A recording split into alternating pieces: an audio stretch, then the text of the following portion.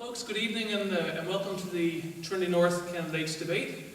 My name is Brian Smith. I'm the Vice President of the Chamber of Commerce here in town. First off, I'd like to thank everybody for coming out tonight. It's almost double what we had in the federal election, so hopefully it's a sign there's going to be a lot of interest in this campaign. Our moderator for tonight is Lisa Browne.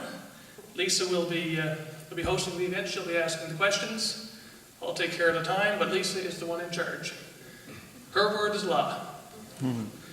So without any further ado, we want to try to keep this to about an hour and 15 minutes. So I won't ramble much longer. I'll pass it over to Lisa, who will read the candidate bios and then start the event.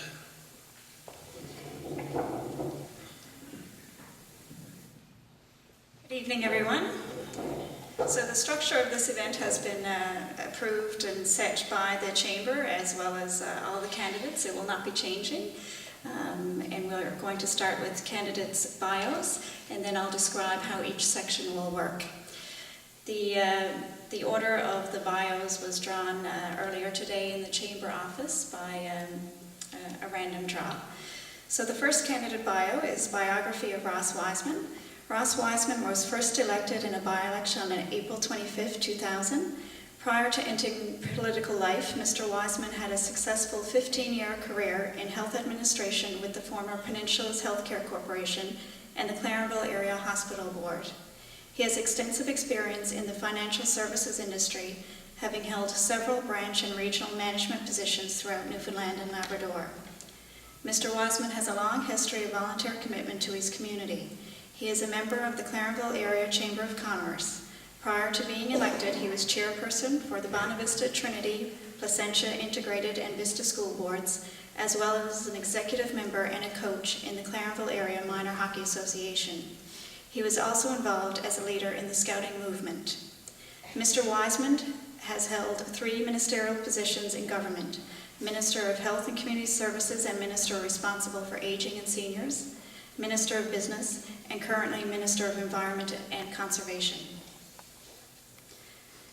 Biography of Vanessa Wiseman. For 22 years, Vanessa Wiseman has been an advocate for her patients, her profession, and co-workers as a licensed practical nurse and union representative. Ms. Wiseman's family came from Trinity Bay. She graduated from John Burke High School, Grand Bank, and has a licensed practical nurse diploma from Cabot Industrial Institute of Applied Arts and Technology in St. John's. Ms. Wiseman continued education through the Centre of Nursing Studies and has extensive labor training, leadership, labor law, legislation, political science, collective bargaining, and economics. She has been involved in campaigns both provincially and federally on issues such as pensions, violence against women, feed the children, importance of public services, public employees, and fair taxation. Ms. Wiseman lives and works in Clarenville and has been an advocate for seniors and persons with disabilities in her community. The daughter of Pastor John and Nancy Wiseman, Miss Wiseman lived in many rural communities and understands the issues they face. Biography of Brad Cabana. Brad Cabana is a 47-year-old resident of Hickman's Harbour, Random Island. He is married to Katie Cabana and they have 4 children. Mr. Cabana has a degree in political science from the University of Saskatchewan and has been involved in politics at all levels for 24 years. As a young man, he became mayor of his community, at the time the youngest mayor in Canada, and was elected to 3 terms in office.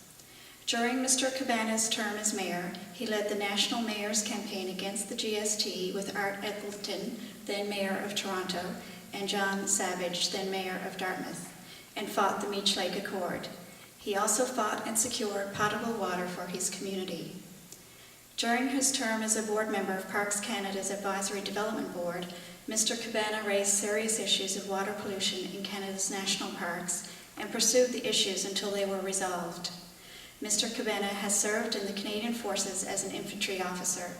Mr. Cabana has operated a small business for the last 15 years. Please welcome your 3 candidates.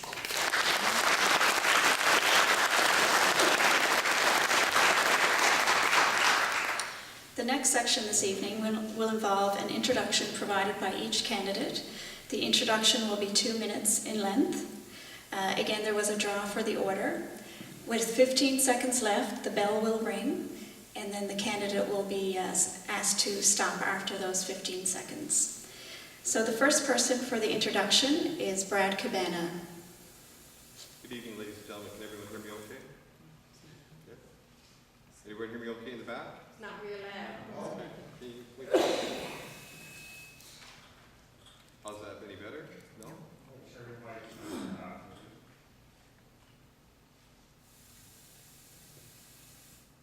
How's that? Not getting anything? Oh, there we are. Okay. Perfect. I'd like to thank the Chamber of Commerce, Clarenville, for organizing this event this evening. Debate is a critical part of our democratic process, so I'd like to thank them for that, and also for the moderator and the organizer for taking their time to do this debate. My name is Brad Cabana. I'm the Liberal candidate for Trinity North. My primary concern in this election is about priorities, and as I see them, a lack of priorities with the current government. I'm interested in doing things that reflect the priorities of my community. I'm interested in sticking up for the concerns of my community. I don't believe in short-term gains for long-term pains. When I refer to that, I speak about things like the Muskrat Falls deal. Sending 60% of our power produced by the Muskrat Falls Dam to Nova Scotia at approximately 4 to 5 cents on average a kilowatt hour, when the cost of that production is 14.3 cents if there are absolutely no overruns, is sound fiscal economic policy. It leaves the 40% of us who are left, that would be us on the island and in Labrador, to cover those costs. I don't believe in increasing our debt. The debt from this project is estimated to be at $5 billion. As we are all familiar with, very, very few government contracts come in on budget. As an example, the hospital in Lab West was originally projected to be $45 million. The last figure I heard on that was $90 million. The Parsons Pond project, and I won't get into that since my time wrap up, so thank you very much. Thank you. The next introduction will be Ross Wiseman. Thank you. Over the last 8 years, Newfoundland and Labrador has experienced great growth and prosperity. We're rich in natural resources and full of resourceful and talented people. The opportunities for us as a province are endless. Never before in our history have we been better positioned to take advantage of those opportunities. As a result of our prudent fiscal management, our province is now on a very strong foundation. We continue to invest in critical infrastructure such as schools, hospitals, long-term care homes, recreation, water and sewer projects, while at the same time making very significant investments in social programs to support seniors, young families, and poverty and violence in their communities. Trinity North has experienced firsthand the benefits of some of those investments. In fact, we're in one of those tonight. The Little Long-Term Care Home across on Manitoba Drive, just to name a few. We have a family resource center here in Clarenville and in Port Rexton, a community youth network, and now we have a housing support worker in our community. Much has been done in the last 8 years, but there's a lot left to do. Governance is never over. It's always a process. As much as we accomplished a lot in 8 years, we still have a full agenda ahead of us. If you look around this district today, look at the tremendous prosperity we're experiencing. We're seeing a housing boom, not just in Clarenville. You drive down the Southwest Arm, Random Island, and Port Rexton, down the Sound. Anywhere you go in this region, you see a significant amount of construction. Housing is happening. New businesses are moving in town. We have a fish plant down Hickman's Harbour. We've got to bring people in from outside the region so that plant can operate. So we're moving forward. There's a new energy in this region, and we want to capitalize on that. Thank you.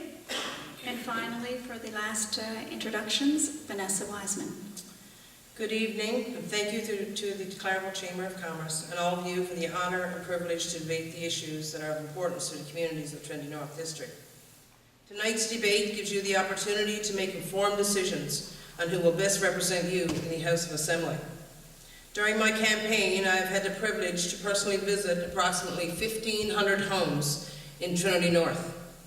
It was important to me to see and hear what people's issues and concerns are, and the ideas and solutions that will work for them.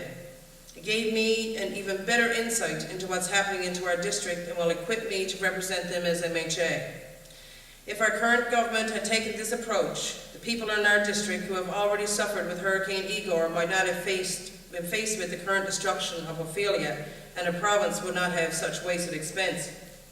Our ideas work for people, for businesses and government. Our vision for this province is one of long-lasting prosperity for the people who live here. This will come from fiscally responsible planning, simple, immediate steps, and carefully considered long-term goals.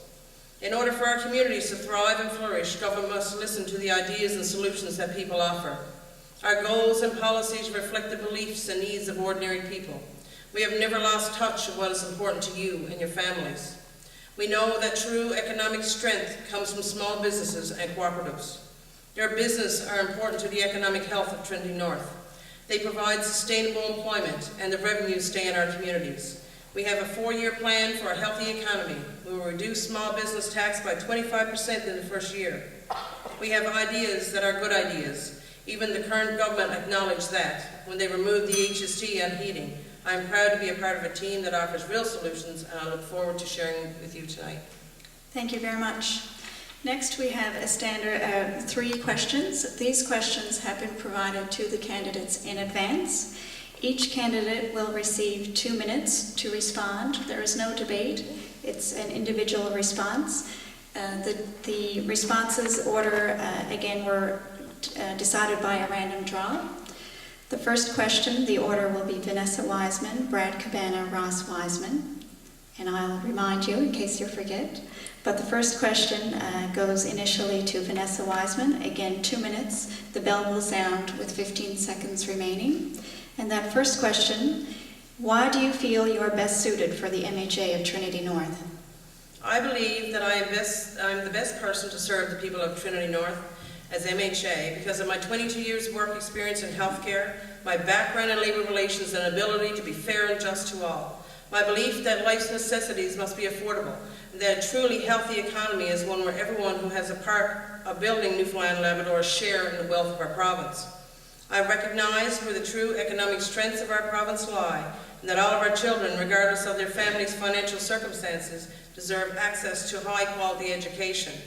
It is necessary to have a better balance between development and preserving the environment, and that we can never replace. I believe in a healthy fisheries industry that will go a long way to revitalizing rural Newfoundland and Labrador. I know that disability should not mean disadvantage. A person's right to live, travel, and work should not be limited by their disabilities.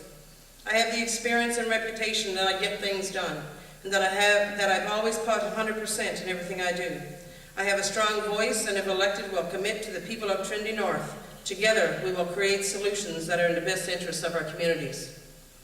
Thank you. Brad Cabana? Thank you. I am the best candidate as MHA for this district.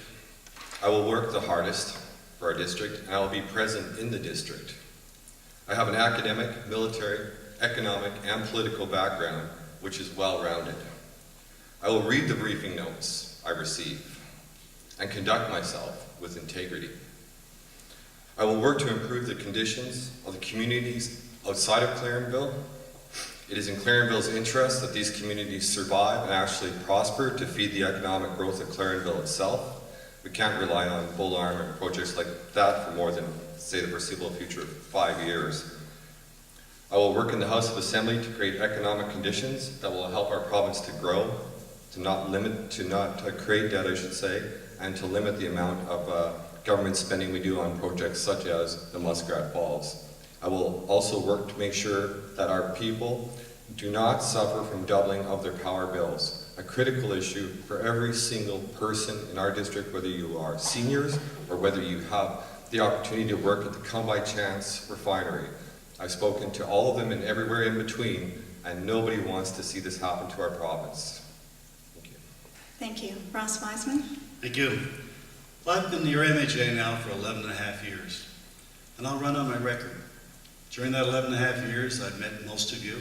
I've had an opportunity to be in all of the communities. I've developed a strong working relationship with individuals, organizations, community leaders throughout the entire district.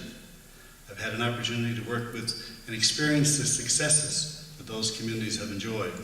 I've been able to facilitate some of the new investments that they've made in those communities. I've developed the kind of relationship with them that we're working in partnership. We've been able to bring communities together, working on projects for the mutual benefit of all.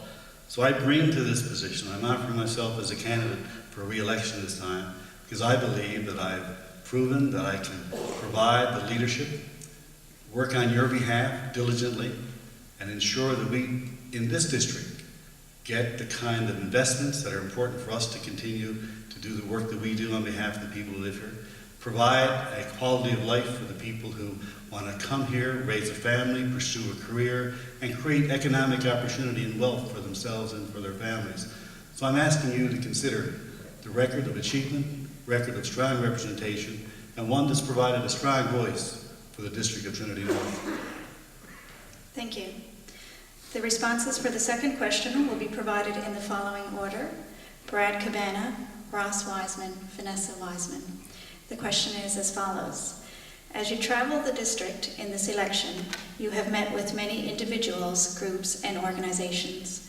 What are you hearing as the most important issues or concerns of voters, and how do you propose to address those issues or concerns? Brad Cabana. The number one issue in this district, generally speaking, from end to end, is roads. There's no question about that, other than right inside Clarenville itself, the rest of the district, the roads are devastated. I was down in Trinity on Monday, and we're having a complete repeat. Those people are going to probably have no roads again for a second winter in a row. When you dig deeper, the Muskrat Falls is an issue that people are concerned with. They don't bring it up immediately, but when you ask them, they say, listen, we're worried about our power bills doubling. We're confused by the message, but we're worried about them doubling. That's a big issue on the inside. Water quality. We have a community in Milton that has water that they can't even bathe their children in, speaking of records. As a government, we must realize we need to spend money in rural Newfoundland. In the rest of the country, farming communities are subsidized because their governments realize that we need farming communities. In northern Canada, those communities are subsidized because they realize we need those communities to mine diamonds and gold. Why is Newfoundland any different? Why are the rural communities outside of Clarenville being basically cut at the vine and let to die? Again, I get back to the fact it's in Clarenville's interest that those communities prosper and that we have a bright future together. We need each other, and together we economically grow. We can't possibly grow in any other way past the next 5 to 6 years, past the big project. So something to keep in mind, even for the businesses here in Clarenville. Thank you. Ross Wiseman.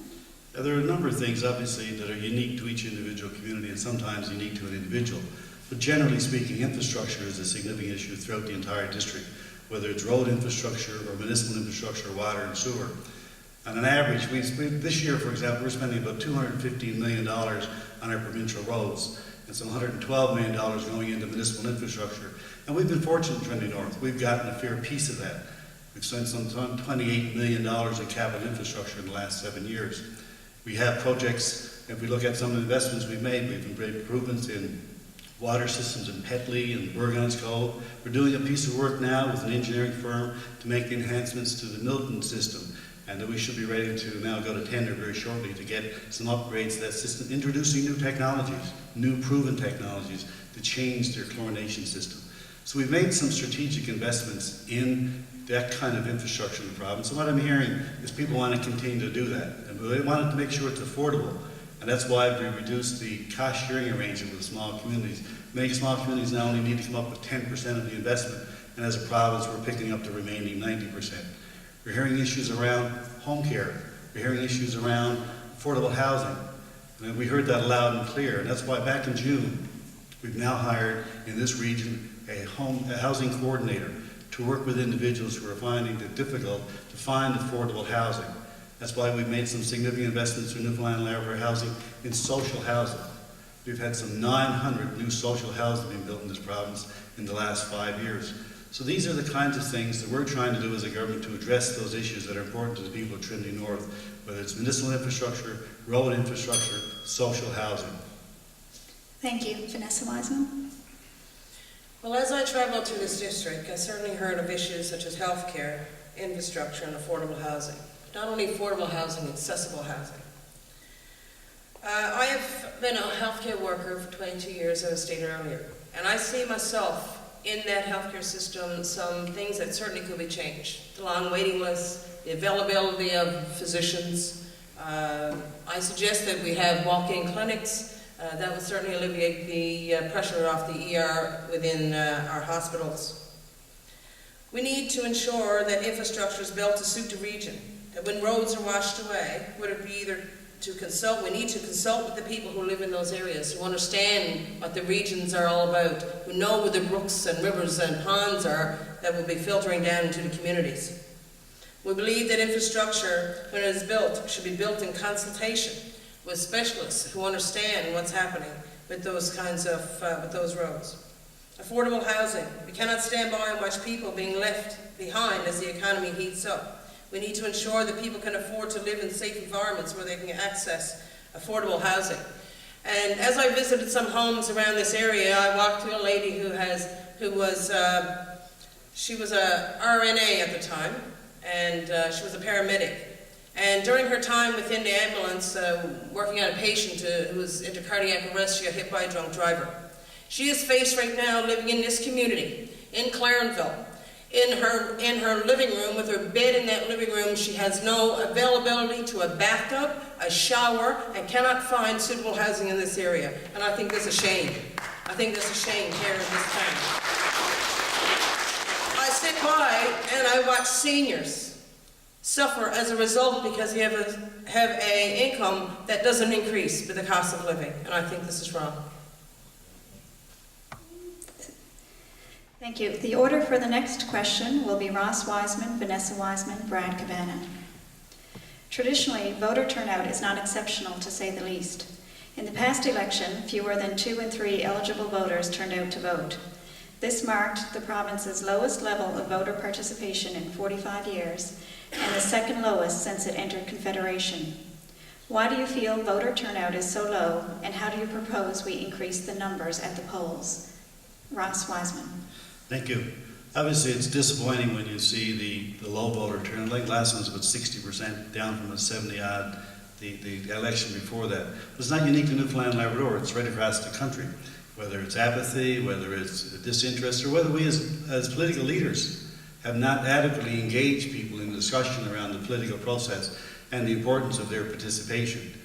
One of the things that, as you reflect on some of the things that we need to start doing, maybe we should start thinking a little bit about technology, some of the advances that we've made, and how we might engage technology and use technology to encourage people's participation.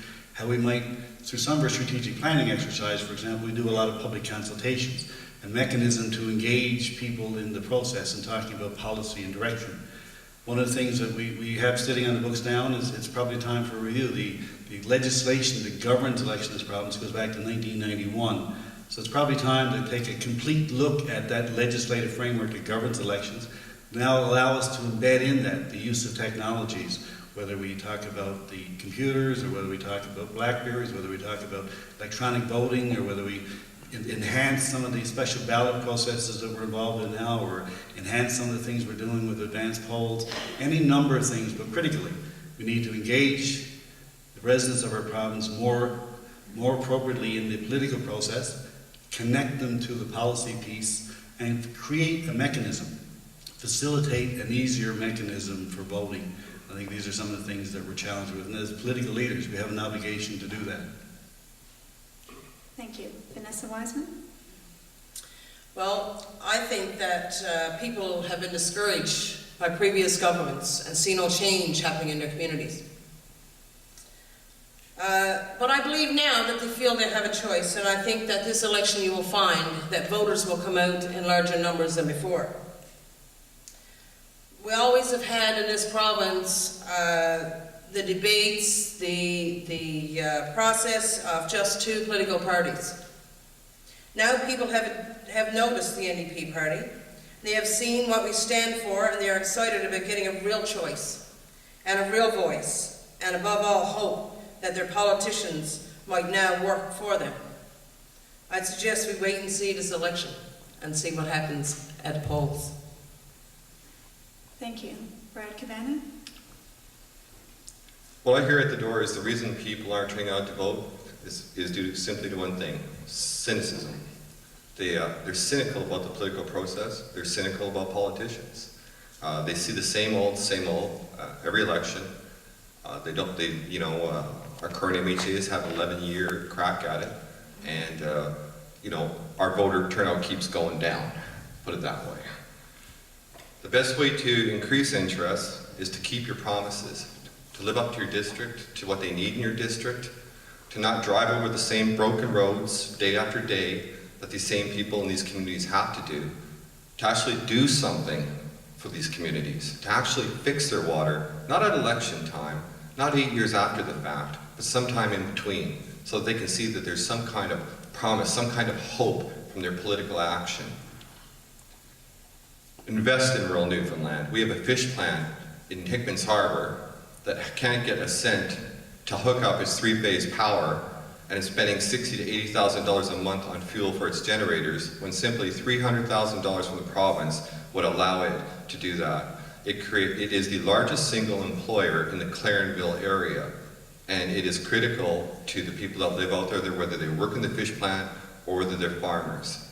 These are what we call priorities, importance. I know the ski hill in outside of Clarenville is important. They got a $300,000 grant. But I think that fish plant in Hickman's Harbor is just that much more important. It provides work for people and families who need it. They spend money here in Clarenville.